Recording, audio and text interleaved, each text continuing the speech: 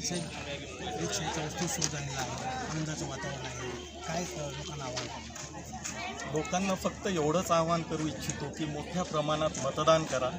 लोकशाहीमध्ये मतदान करणं फार आवश्यक आहे, कारण ही आपण सरकार बनवतो आणि त्याच्यामुळं मतदानाच्या माध्यमातून जी काही सरकार आपण निवडतो ती आपली सरकार असेल आणि त्याच्यामुळं मतदान करणं फार आवश्यक आहे. आता मी सुद्धा औरंगाबादला असतो, पण औरंगाबादहून मी माझा मतदानाचा हक्क बजावण्यासाठी सकाळी 4ला निघून 9ला इथे पोहोचलेलो आहे आणि मी माझा मतदानाचा हक्क बजावलेला आहे. मोठ्या प्रमाणात येऊन या लोकशाहीच्या उत्सवामध्ये सामील होऊन मतदान करा. आपण आहोत पूर्णेच्या आनंदनगर परिसरामध्ये. येथील मतदानासाठी प्रचंड उत्साह आहे.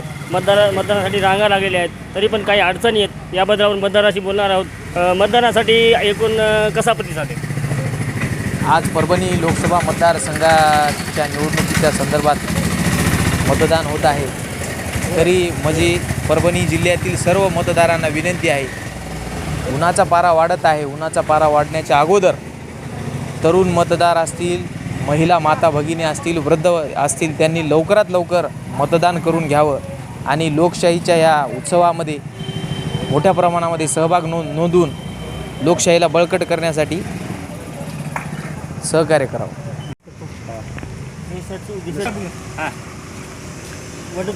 मी सर्व जनतेला आवाहन करू इच्छितो की बाबा, आपण जसं राजकारणी लोकांवर टीका करतो, त्यांच्याकडून काम करण्याची अपेक्षा तसे दोषी धरण्यापेक्षा आज आपलं प्रथम कर्तव्य आहे की आपला हक्क बजावा आणि आपल्या मनाचा, आपल्या हक्काचा लोकप्रतिनिधी निवडून द्यावं आणि ज्याच्याकडून आपण आपले कामं करून घ्यावे.